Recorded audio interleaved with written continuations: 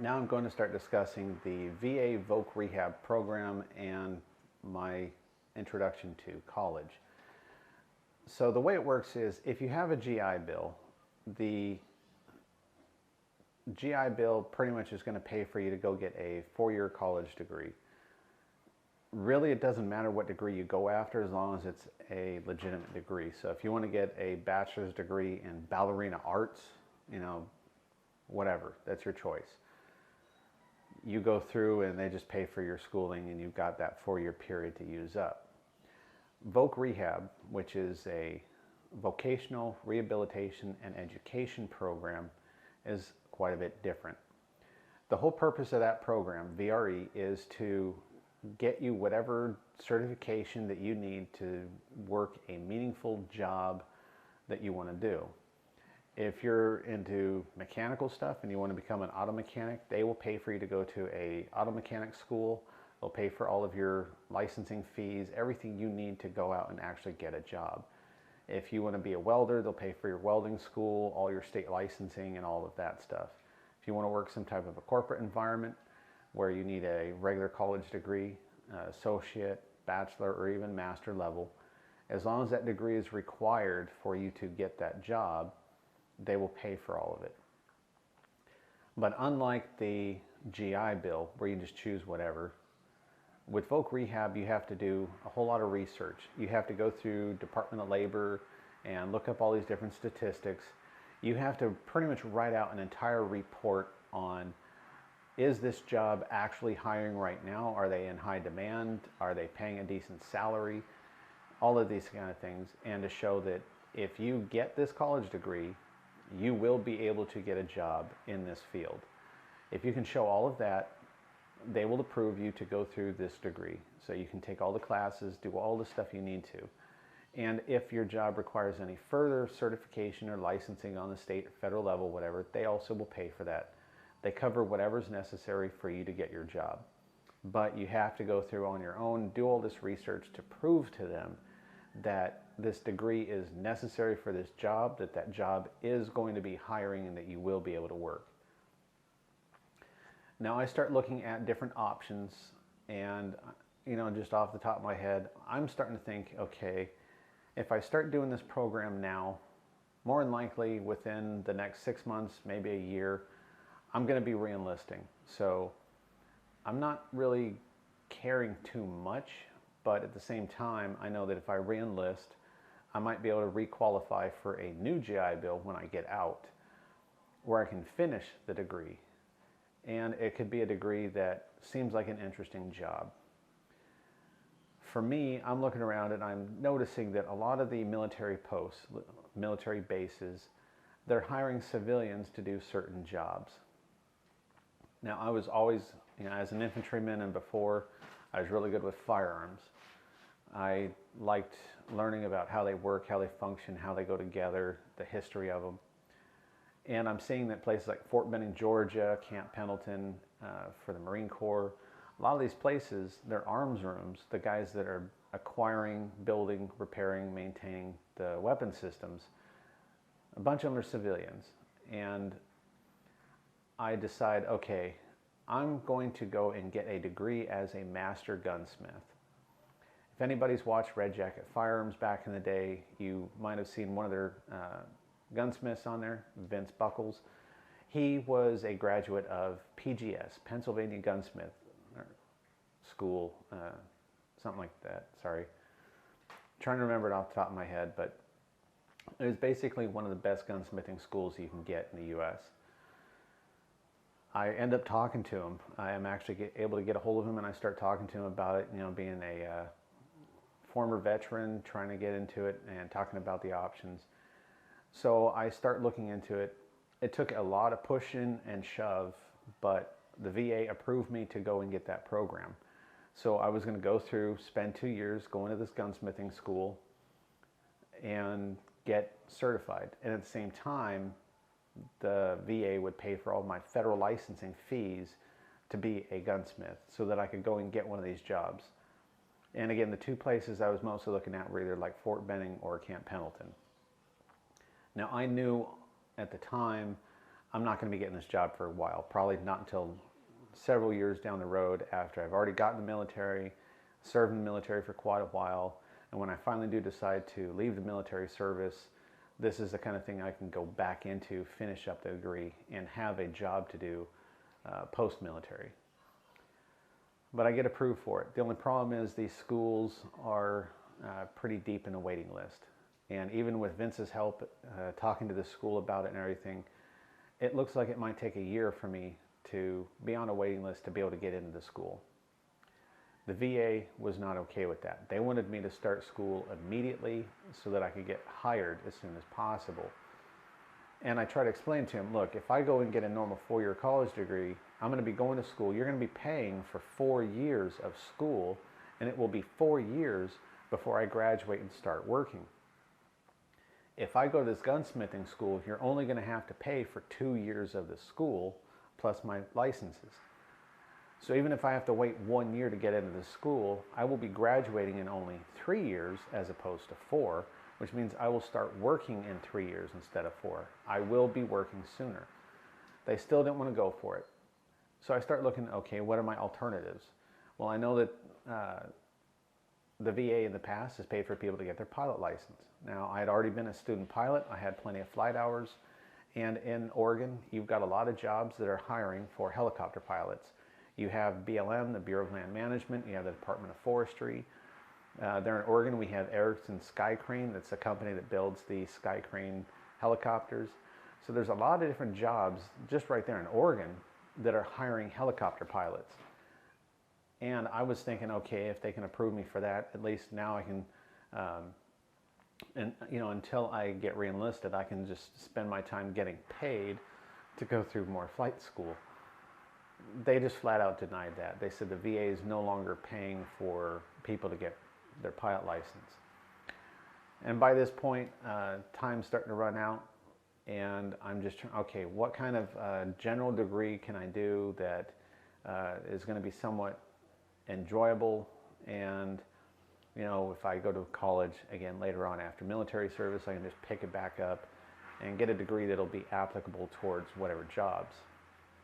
So I decided I was going to do business administration with some type of a management major. So they approved that. So early 2014, everything's done, all the paperwork's signed. I'm supposed to start going to school in the fall term of 2014. And based on the FAFSA that I'd filled out, where I'm going to be getting my Pell Grant and student loans, I'm going to be getting around $4,500 average per term. So 4 terms per year if I do summer term. $4,500 every 3 months, that's $1,500 a month. At the same time, as long as I'm going and attending classes, the VA pays me $600 a month stipend. You put that together, that's $2,100 per month that I'm going to be earning in addition to the $300 something I'm getting from disability. That's decent pay for just, having to go sit in class, watch some lectures, come home, do some homework, no big deal. So I thought, yeah, this is something I could easily do and still have time to deal with my recruiters and stuff. But, I'm not going to be starting school until fall term, and it's still spring right now. So I've got to do something over the summer just to have some income coming in to cover my expenses, because there's no other work that I'm able to do at the point. And there was a computer shop in town. It's one of the computer shops that I've been going to for over 10 years. Been buying my computer components from them. They do custom builds, repairs, and they sell all their components. And I saw that they had a position that they were hiring for somebody to come in that was able to work the front counter, to sell the components, somebody that knew the components to actually be able to work with the customer.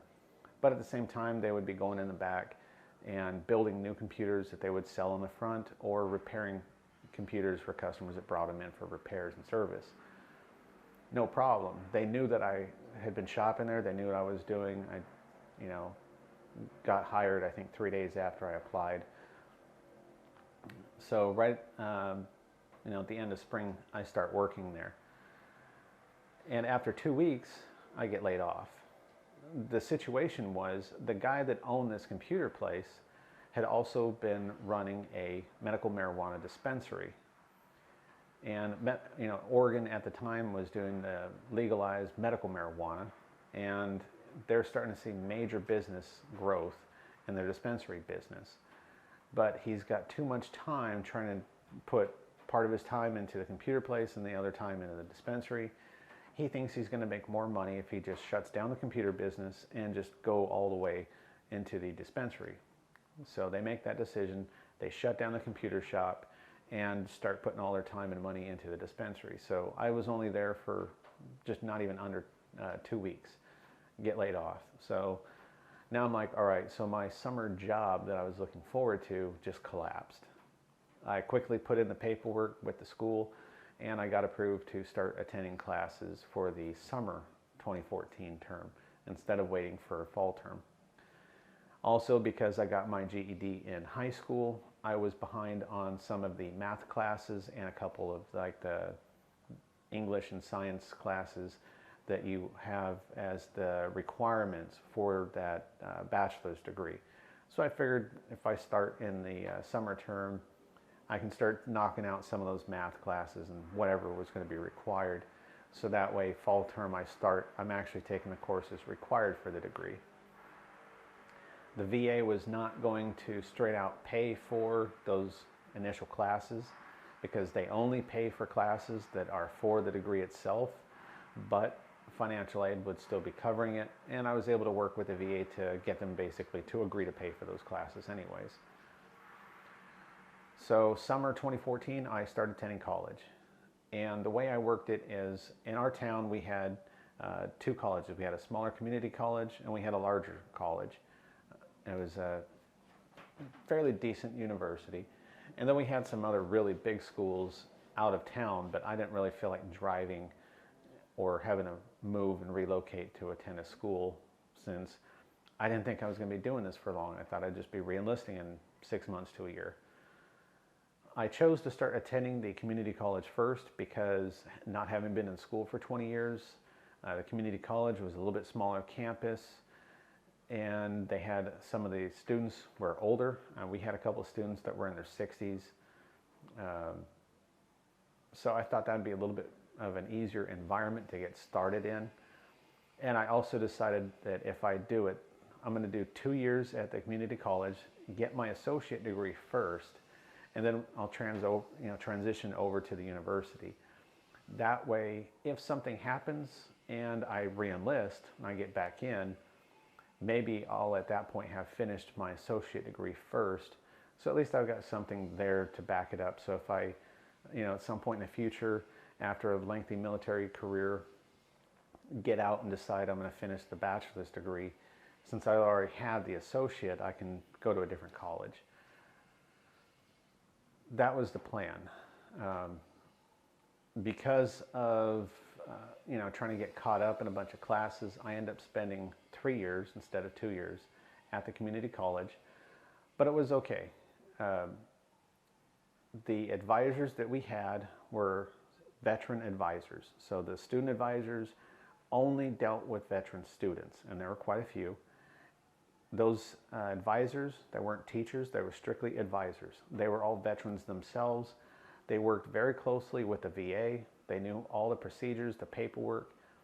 They knew how to set up schedules and things with veteran students.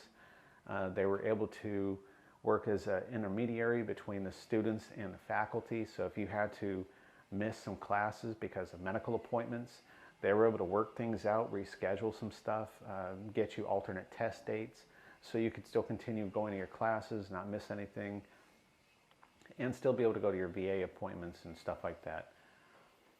So it was a very veteran-friendly experience. The campus was a little bit smaller, but that was nice because when I would go to school, we had one large building, and all the different classes I had were generally just in that one building. Some of the biology classes or other science type classes were in a separate building, but they weren't back to back. So when I finished classes here, I could just get in my car and drive to the other side of campus, park, and boom, I'm right out front of the other building. If I had to go park in front of the math building, Same thing. I could just get in my car, drive over to the other building, and you're parking only a few feet from the door to go into that building. I didn't have to walk a whole lot around the campus. The bookstore that was there was a really good bookstore. And that played a big part because with the Voc Rehab program, they pay for your tuition, your fees, as well as all books and supplies. So every term, if I'm going to be taking 4 classes, you've got this big list of approved stuff that you're able to buy. And the bookstore has this list. So you go in and it says, okay, you've got 4 classes. That means you get 4 notebooks. You get a couple highlighters, your pens, your pencils, erasers, box of staples. Like you've got all this crap based on how many classes you have. You just fill up a shopping cart or a little basket with all your supplies. It's on that list. Take it up to the counter. They look and see, okay, how many classes are you taking? What classes are they? These are the approved items for those classes. They ring it all up, and everything that's approved, it goes directly billed to the VA. You just sign the receipt, and that's it. You never pay out of pocket for anything. All of your books, brand new books. They order everything brand new, so you're not getting some old beat up used textbooks. Some of these textbooks are close to $800 a pop. So it was a very nice, convenient school. I really got into it, and I was thinking, you know, it's not a bad experience. But again, I start doing this in summer of 2014. My whole intent during this whole time of going to school, though, is this is going to be an alternative to a job. I'm not actually doing this with an intent to graduate and do whatever job I told them. Just being honest. This is my source of income while I'm waiting to re-enlist. The problem is, towards the end of 2014, at this point, I'm no longer able to try and enlist into the Army. Because my age, I'm now above the age cap for enlisting into active duty.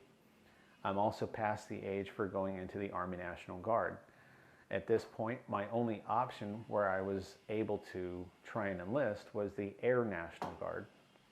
And we had a large major Air Force training base in that town, and I knew the chief that was in charge of the security forces element, which is, you know, the military police.